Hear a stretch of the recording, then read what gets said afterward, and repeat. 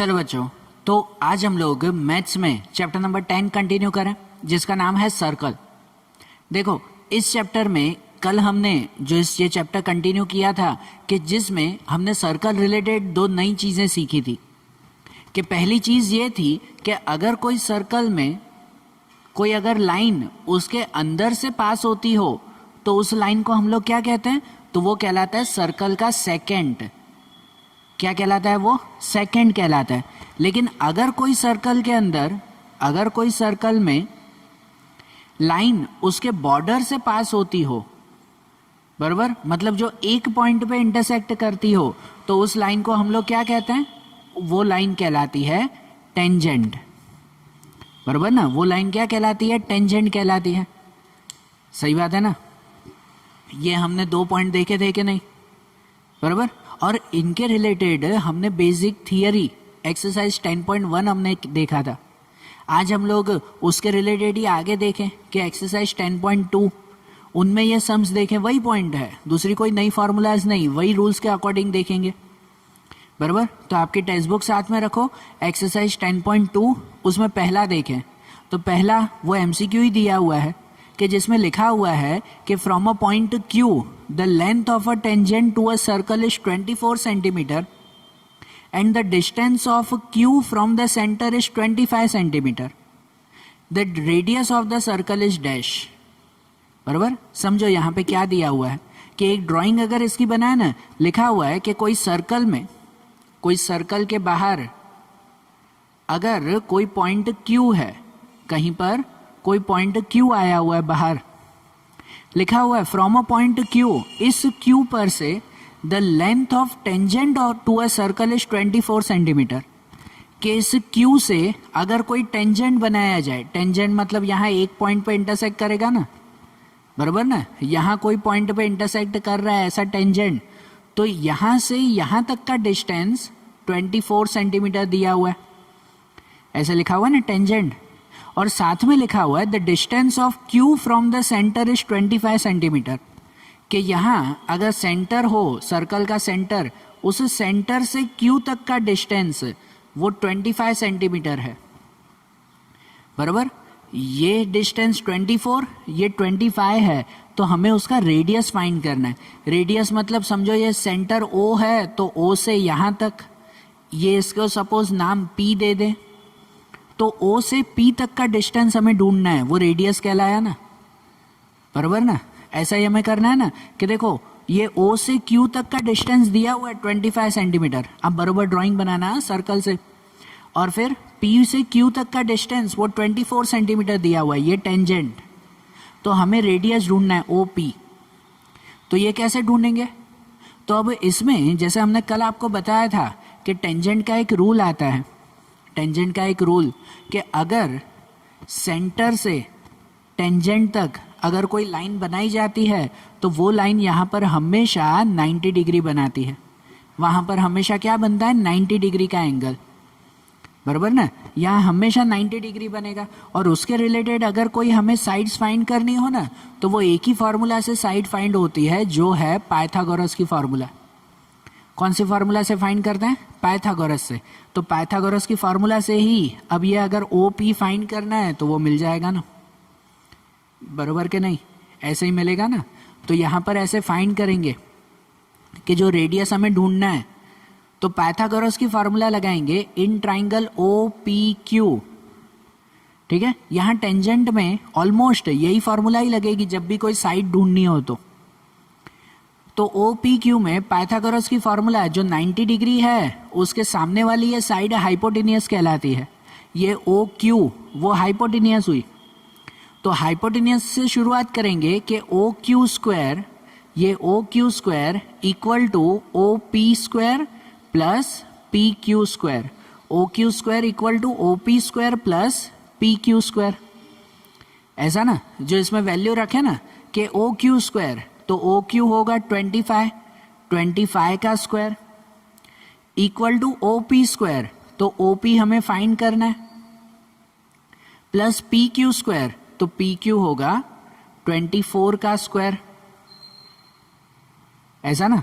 तो यहाँ पे अगर कंटिन्यू करें तो देखो 25 का स्क्वायर, तो 25 का स्क्वायर होता है 625 equal to O P square plus ये 24 का स्क्वायर, तो 24 का स्क्वायर 576, ये फाइंड करना है उसको ऐसे ही लिखा है, इसका स्क्वायर 576।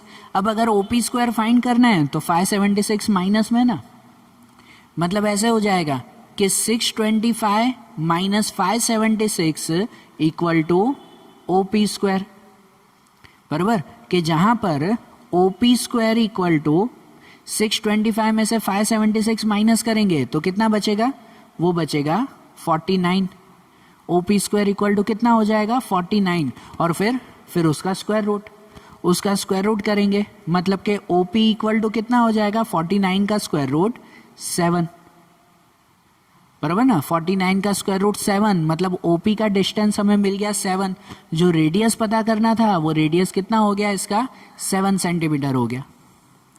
ओके, समझ आई बात, सिंपल था ना ये, बराबर ना। ऐसे ही देखो सेकंड एमसीक्यू है, वो भी शॉर्ट सम्स ही है, कि सेकंड एमसीक्यू में दिया हुआ है जैसे कि इन दिस फिगर, पास में आपको टेक्स्ट बुक में देखो फिगर भी बना हुआ है, मैं यहाँ पे ड्रॉ कर लूँ वो फिगर, कि जहाँ पर आपको ड्राइंग कुछ ऐसे दी गई है कि ये सर्कल में सेंटर ओ है, यहाँ पर पी और क्यू वो पॉइंट्स आए हुए हैं, ये दोनों आपके रेडियस हुए पी और क्यू तक, बराबर, और वो दोनों ये पी और क्यू उस पर से बना हुआ टेंजेंट वो आगे पॉइंट टी पर इंटरसेक्ट कर रहा है, ये टेंजेंट है ना जो पॉइंट टी पर इंटरसेक्ट कर रहे हैं, बराबर। आपके क्वेश्चन में भी वही लिखा हुआ है कि T P and T Q R to tangents, ये टी पी और टी क्यू ये दोनों टेंजेंट्स हैं, एक एक पॉइंट पे इंटरसेक्ट कर रहे हैं, वो दोनों टेंजेंट्स बने हुए हैं।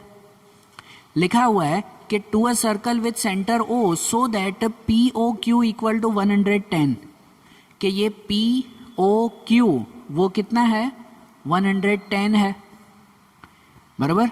तो हमें फाइंड करना है then P T Q is equal to dash, ये पी टी क्यू ये एंगल कौन सा होगा वो हमें फाइंड करना है, बराबर, कि अगर ये एक एंगल जो सेंटर पे है वो 110 है तो उसके रिलेटेड ये कितना होगा वो फाइंड करना है। अब ये कैसे फाइंड करेंगे उसके लिए लॉजिक समझो, सिंपल सा लॉजिक है। अगर ध्यान से देखो ना तो ये जो है ना 4 point O P T Q, अगर ये 4 पॉइंट देखे ना तो ये पूरा का पूरा एक क्वाड्रिलेटरल बनता है। ये पूरा क्या बन रहा है क्वाड्रिलेटरल, है कि नहीं। ये चारों पॉइंट अगर आपस में इंटरसेक्ट करो तो ये क्या बनेगा एक क्वाड्रिलेटरल बनेगा ना। और क्वाड्रिलेटरल में जो 4 एंगल होते हैं वो चारों एंगल का टोटल कितना होता है 360, पता है ना। ट्राइंगल होता है ना तो ट्राइंगल में तीनों एंगल का टोटल 180 कहते हैं, लेकिन ये क्वाड्रिलेटरल है तो क्वाड्रिलेटरल में चारों एंगल का टोटल कितना होता है 360। अब इस 360 में से ध्यान से लॉजिक समझना कि ये चारों एंगल का टोटल, चारों एंगल मतलब ये दोनों भी आ गए कि ये 1 2 3 4 कि इन चारों का टोटल 360 है, कि जिस 360 में से ये एंगल और उसके सामने ये एंगल ये दोनों 90-90 होते हैं, दोनों 90-90, क्योंकि टेंजेंट का रूल है, जो रूल यहाँ पे भी बताया था कि सेंटर से टेंजेंट तक बनाओ तो वहाँ 90 डिग्री बनता है। ये सेंटर ओ से पी तक बनाओ तो 90, ओ से क्यू तक बनाओ तो भी 90। मतलब बात ऐसे हो गई कि ये 90 और 90 कितना 180, तो अगर ये सामने 180 हो रहा है ना दोनों का, तो ये दोनों का टोटल ये भी सामने हैं, अपोजिट एंगल्स हैं, तो इन अपोजिट एंगल्स का टोटल भी कितना होगा 180 ही होगा, बराबर। कि अगर ये सामने 180 हो रहे हैं तो ये 110 और ये इन दोनों का टोटल भी कितना होगा 180 होगा। तो उसमें से अगर ये 110 है तो बाकी ये कितना होगा, तो बाकी का वो 70 होगा। सीधी सी बात है ना, डायरेक्टली मिल जाएगा ना कि ये एंगल और ये एंगल दोनों का टोटल 180 होगा सामने, बराबर। क्योंकि चारों 360 होते हैं, 360 में से ये दोनों 180 हो गए 90-90, तो बाकी के ये दोनों का टोटल भी 180 होगा, जिसमें से एक 110 तो दूसरा 70, बराबर। उसको लिखेंगे ऐसे, लिखना अगर हो तो लिखेंगे ऐसे कि यहाँ पर P O Q, angle P O Q plus ये एंगल पी टी क्यू, के angle P T Q equal to 180। P O Q और पी टी क्यू वो दोनों का टोटल 180 सामने सामने है ना, तो उनके बेस पर ये पी ओ क्यू दिया हुआ है 110 plus angle P T Q हमें ढूंढना है इक्वल टू 180, बराबर। तो ये 110 जाएगा माइनस में, so angle P T Q equal to 180 minus 110, बराबर ना। So angle P T Q equal to 180 में से 110 माइनस करो तो कितना बचेगा, 70 बचेगा, बराबर ना। 180 में से 110 माइनस तो कितना बचेगा, 70।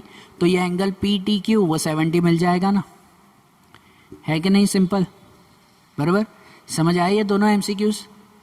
तो ये दोनों अच्छी तरह से समझो, तो अब इसे रफ करें और फिर थर्ड वाला एमसीक्यू देखें, ओके। अब देखो कि थर्ड वाला एमसीक्यू में क्या दिया हुआ है, कि उसमें लिखा हुआ है कि if tangents P A and P B from a point P to a circle with centre O are inclined to each other at a angle of 80 then P O A is equal to dash. देखो drawing बनाए अगर इसकी, तो ऐसे दिया हुआ है कि tangent P A and P B, बराबर। अगर कोई सर्कल है और उस सर्कल पे दो टेंजेंट बनाए गए हैं, सपोज पॉइंट P है बाहर और उस P पर से दो टेंजेंट्स, बराबर। एक पॉइंट से यहाँ ऐसे दो टेंजेंट्स बनते हैं ना, तो ये PA और PB ये दो टेंजेंट्स बने हुए हैं, ऐसा लिखा हुआ है उसमें। जो लिखा हुआ है with a centre O inclined at each other eight angle 80, मतलब यहाँ पर इस सर्कल का सेंटर O है और जो दोनों टेंजेंट्स है ना, दोनों टेंजेंट्स आपस में पॉइंट 80 पे इंक्लाइंड होते हैं, मतलब यहाँ 80 डिग्री का एंगल बनता है, बराबर। ये कितने का एंगल बन रहा है, 80, जहाँ दोनों टेंजेंट इंक्लाइंड हो रहे हैं, मतलब कि जॉइंट हो रहे हैं वहाँ पर, बराबर। ये 80, तो हमें फाइंड करना है एंगल पी ओ ए। कौन सा एंगल ढूंढना है, हमें ढूंढना है एंगल पी ओ ए, मतलब यहाँ अगर एक ऐसी लाइन बना है ना, तो हमें ये एंगल ढूंढना है, ये एंगल पी ओ ए, बराबर। तो वो एंगल कैसे ढूंढेंगे, तो लॉजिकली समझो कि अगर हमें ये आधा एंगल न ढूंढना होता, अगर पूरा एंगल ढूंढना होता, पूरा ढूंढना होता, तो इससे पहले ही जो सेकंड वाला एमसीक्यू हमने किया था, तो उसमें देखो अगर ये बीच में लाइन भी ना होती, अगर ये लाइन ना होती और ये पूरे एंगल ढूंढने होते, तो उसमें से ये तो 80 दिया हुआ है, ये 80 डिग्री है ना ये पूरा, तो उसके सामने ये पूरा कितना होता, तो जैसे पहले ही बताया था दोनों का टोटल 180 होगा सामने सामने। इससे पहले सेकंड वाला एमसीक्यू ही किया हमने कि सामने सामने दोनों का टोटल 180 होता है, उसमें से ये 80, तो ये पूरा कितना हो जाएगा 100, ये पूरा एंगल ए ओ बी वो 100 होगा, और अगर ये 100 होगा तो उसके ऊपर हमें ये एंगल ढूंढना है हाफ, तो ये पूरा 100 ना, तो उसका हाफ ये ऊपर हो जाएगा 50। कितने का एंगल होगा 50, जो हमें एंगल ढूंढना है ना पी ओ ए, वो पी ओ ए कितने का एंगल मिलेगा, 50 का एंगल मिलेगा, बराबर। ऐसे होगा ना, एमसीक्यू है, ओरली भी हो जाएगा, लेकिन एक बार सम लिख के भी करते हैं उसे, कि जिसमें पहले ऐसा लिखेंगे कि यहाँ पर एंगल ए ओ बी, ध्यान देना एंगल ए ओ बी, ये पूरा एंगल जो पता तो चल गया 100, लेकिन लिखेंगे ना कि angle A O B plus angle A P B, angle A P B equal to 180, बराबर ना। ये ए ओ बी और ए पी बी ये दोनों का टोटल कितना होगा 180 होगा, कि जिसमें से ये एंगल ए ओ बी हमें पता करना है कि एंगल ए ओ बी वो ढूंढना है, प्लस ए पी बी ये एंगल दिया हुआ है 80 का, वो 80 इक्वल टू 180, कि जहाँ पर ये 80 को क्या करेंगे हम लोग माइनस में ले जाएंगे, कि so angle A O B equal to 180 minus 80, बराबर। क्या हो जाएगा 180 minus 80, so angle A O B equal to 100, ये ए ओ बी वो कितना मिल जाएगा 100। और अगर ये 100 मिल गया ना, ये पूरा 100, तो हमें ये ढूंढना है, ये आधा पी ओ ए, तो वो उसका हाफ। तो अब अगर हमें एंगल पी ओ ए फाइंड करना है तो वो 100 डिवाइड बाय 2 होगा, बराबर। एंगल पी ओ ए, ये एंगल 100 डिवाइड बाय 2 मतलब कितना होगा 50, बराबर। 100 डिवाइड बाय 2 वो कितना आएगा एंगल 50 का एंगल आएगा। समझ आई बात? ऐसे होगा ना, ये मिल गया ना थर्ड वाला एमसीक्यू भी, है कि नहीं सिंपल इसमें, ठीक है। तो इसे भी ध्यान से करो। तो अब इसके बाद के जो क्वेश्चंस हैं वो आप कंटिन्यू करें, बराबर। चलो देखो कि अब आगे एक्सरसाइज 10.2 में क्वेश्चन नंबर 6 देखें। क्वेश्चन नंबर 6 कि देखो आपके टेक्स्ट बुक में उसमें क्या लिखा हुआ है, उसमें लिखा हुआ है the length of a tangent from a point A at distance 5 centimetre from the centre of the circle is 4 centimetre, then find the radius of the circle, बराबर। देखो समझो, हाँ ड्राइंग समझना कैसे दी गई है। लिखा हुआ है the length of tangent from a point ए, कि मतलब कि अगर कोई सर्कल है, कोई सर्कल बना हुआ है, कि उस सर्कल पे कोई पॉइंट ए है जहाँ से टेंजेंट बना हुआ है, बराबर। कोई पॉइंट ए से यहाँ पे एक टेंजेंट बना हुआ है ये, बराबर। जो लिखा हुआ है कि at a distance 5 centimetre from the centre of circle, मतलब ये जो पॉइंट ए है ना वो उस सेंटर से 5 सेंटीमीटर दूर है, बराबर। ऐसे लिखा है, ये पॉइंट ए, वो सेंटर समझो ओ है, उस ओ से 5 सेंटीमीटर दूर है। जो लिखा हुआ है इज 4 सेंटीमीटर, मतलब उस टेंजेंट का डिस्टेंस, ये समझो पॉइंट बी का हो, तो ये टेंजेंट का डिस्टेंस 4 सेंटीमीटर है और ये 5 सेंटीमीटर, बराबर। फिर से बोल रहा हूँ, फिर से अब ड्राइंग के हिसाब से सेंटेंस देखो कि दिया हुआ है the length of tangent from a point A at a distance 5 centimetre from the centre is 4 centimetre, मतलब सेंटर से 5 सेंटीमीटर दूर जो पॉइंट ए आया हुआ है ना, वहाँ से हमने टेंजेंट बनाया जिसका लेंथ 4 सेंटीमीटर है, बराबर। ये टेंजेंट ए बी वो 4 सेंटीमीटर दिया हुआ है। तो अब उस पर से हमें फाइंड करना है, find the radius of circle, कि हमें ये रेडियस फाइंड करना है, मतलब ओ बी ढूंढना है। तो देखो ये तो वही हुआ ना जैसे हमने एमसीक्यू में किया था पहले, है कि नहीं। वैसे ही हुआ कि यहाँ पर सपोज ये एंगल 90 डिग्री होगा, क्योंकि जहाँ पर भी टेंजेंट बनता है तो वो टेंजेंट पे यहाँ एंगल हमेशा कौन सा होता है 90 डिग्री, और उसमें 2 साइड दी गई है, तीसरी साइड ढूंढनी है, मतलब क्या करेंगे पाइथागोरस की फार्मूला लगाएंगे, बराबर ना। 2 साइड के सामने अगर थर्ड साइड फाइंड करनी हो तो उसमें पाइथागोरस की फार्मूला लगेगी ना, ओके। तो देखो उसमें ऐसे लिखेंगे, अब यहाँ पे भी लिखें कि in triangle O A B, ये ओ ए बी, इस ट्राइंगल में पाइथागोरस की फार्मूला शुरू होती है 90 डिग्री के सामने ये हाइपोटेनियस से, मतलब ओ ए से। तो शुरुआत होगी O A square equal to O B square plus B A square, बराबर। O A square equal to O B square plus B A square, ऐसे आएगा ना इसमें, बराबर ना। तो जिनमें ये ओ ए स्क्वायर, तो ओ ए स्क्वायर दिया हुआ है 5 सेंटीमीटर, मतलब 5 का स्क्वायर। ओ बी स्क्वायर, तो ये ओ बी स्क्वायर वो फाइंड करेंगे, प्लस बी ए स्क्वायर, तो बी ए में होगा 4 का स्क्वायर,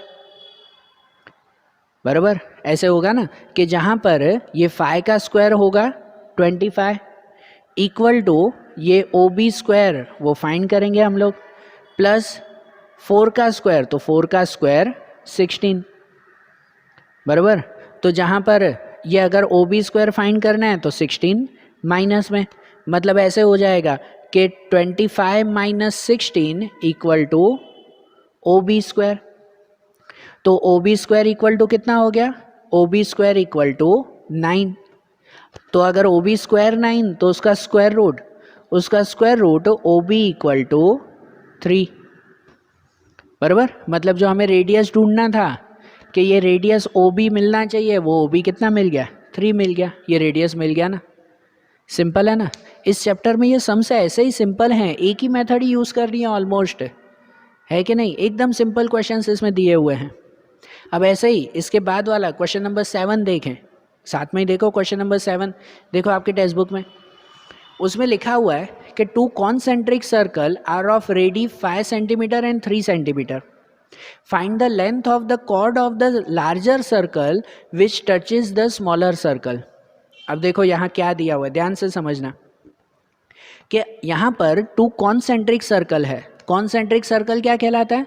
तो कॉन्सेंट्रिक सर्कल मतलब एक ही सेंटर पर से जब 2 सर्कल बने हुए हो, एक ही सेंटर पर से 2 सर्कल बनते हैं ना, तो उसे कॉन्सेंट्रिक सर्कल कहते हैं। तो ऐसे 2 कॉन्सेंट्रिक सर्कल बने हुए हैं एक ही सेंटर पर से, जो दिया हुआ है रेडी 5 सेंटीमीटर एंड 3 सेंटीमीटर, मतलब जो ये बड़ा सर्कल है ना, बाहर का सर्कल, वो 5 सेंटीमीटर रेडियस का है, और जो अंदर का सर्कल है वो 3 सेंटीमीटर रेडियस का है, बराबर, ऐसे होगा ना। और लिखा हुआ है find the length of chord of larger circle which touches the smaller circle, कि जो लार्जर सर्कल है, बाहर का सर्कल है, उस पर से अगर कोई कॉर्ड बनाई हो जो स्मॉलर सर्कल को टच करती हो, मतलब देखो कि ये लार्जर सर्कल है, उसके ऊपर मैं कोई कॉर्ड बनाऊं, कॉर्ड मतलब सीधी लाइन जो ये स्मॉलर सर्कल को टच करेगी, ठीक है ना। सपोज उसे नाम दे दूं ए बी, तो हमें ये ए बी ढूंढना है। समझ आ रही है बात?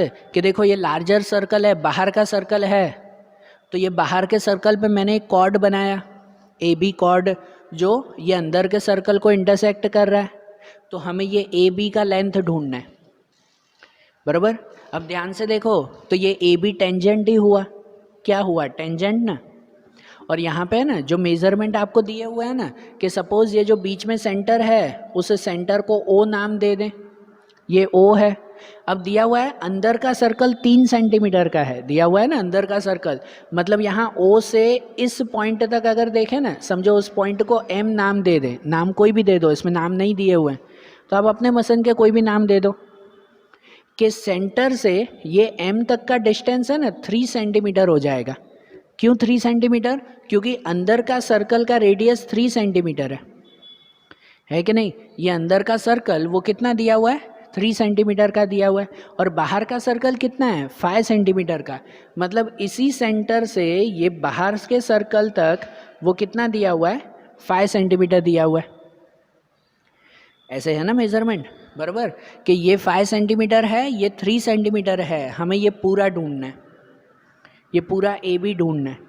तो पूरा ए बी कैसे मिलेगा, इसी पाइथागोरस से ही मिलेगा, इसी फॉर्मूला से। कैसे पता है? तो देखो यहाँ पर ये नहीं, अगर खाली ये एक ट्राइंगल लेते हैं, ये वाला सिर्फ एक अगर ट्राइंगल लें, तो यहाँ 90 डिग्री बनेगा ना, बराबर ना, ये 90 डिग्री होगा कि नहीं। उस 90 डिग्री में, ये 90 डिग्री में ये दिया हुआ है, ये दिया हुआ है, ये साइड मिल जाएगी, अगर पाइथागोरस की फॉर्मूला यूज़ करें तो ये साइड मिल जाएगी, और जो ये साइड मिल जाएगी ये आधी, तो उसका डबल कर देंगे, उसका डबल कर देंगे तो पूरा ए भी मिल जाएगा हमें, बराबर ना। ये दोनों तो दिए हुए हैं, ये मिल जाएगा, और फिर उसका डबल, वो पूरा ए भी मिलेगा, ऐसे होगा ना उसमें, बराबर ना। तो देखो यहाँ पे लिखेंगे, ड्राइंग यही बनी, उसका सॉल्यूशन बता रहा हूँ, 7th वाला क्वेश्चन है, तो उसका सॉल्यूशन पहले ये आधा ट्राइंगल लेंगे ओ एम बी, तो उसमें लिखेंगे कि in triangle O M B, उस ट्राइंगल में पाइथागोरस की फार्मूला शुरू होगी 90 डिग्री के सामने ओ बी से शुरुआत होगी, मतलब उसमें लिखेंगे कि O B square equal to O M square plus M B square, O B square equal to O M square plus M B square, बराबर, कि जहाँ ओ बी स्क्वायर, तो ओ बी पे क्या लिखा जाएगा, फाई का स्क्वायर, ओ बी पे होगा फाई का square, equal to O M square, तो ओ एम पे होगा 3 का square, plus M B square, तो प्लस एम बी, वो हमें फाइंड करना है। तो यहाँ पे फाई का स्क्वायर, तो फाई का स्क्वायर हो जाएगा 25, इक्वल टू 3 का square 9 plus M B square, okay. तो ये 9 माइनस में होगा, तो 25 minus 9 equal to M B square, means M B square equal to 16, बराबर ना, M B square equal to 16। तो अगर एम बी स्क्वायर 16 तो एम बी इक्वल टू कितना हो जाएगा, 4 हो जाएगा। अगर ये 16 तो उसका स्क्वायर रूट 4। तो देखो ये एम बी वो 4 हो गया, हमें पूरा ए बी पूरी कॉर्ड फाइंड करनी थी, तो वो ए बी उसका डबल होगा ना, 4 का डबल। तो यहाँ पे ऐसा लिख सकते हैं कि A B equal to 2 multiply M B, ये एम बी का डबल होगा, मतलब कि A B equal to 2 multiply 4, कि 2 मल्टीप्लाई 4 तो कितना हो जाएगा, 8 हो जाएगा, 8 सेंटीमीटर, बराबर। जो हमें पूरी कॉर्ड फाइंड करनी थी ए बी, वो कितनी मिल गई, 8 सेंटीमीटर मिल गई। समझ आई बात, क्लियर हुआ, बराबर। तो देखो आज जैसे हमने ये क्वेश्चन किए ना 6 और 7, उससे पहले वाले एमसीक्यूज भी, बराबर। तो ये टॉपिक्स जो हमने देखे, अब इनके रिलेटेड जो दूसरे टॉपिक्स हैं, बाकी के सम्स हैं, वो अब हम लोग कल के वीडियोस में देखेंगे। Okay, thank you.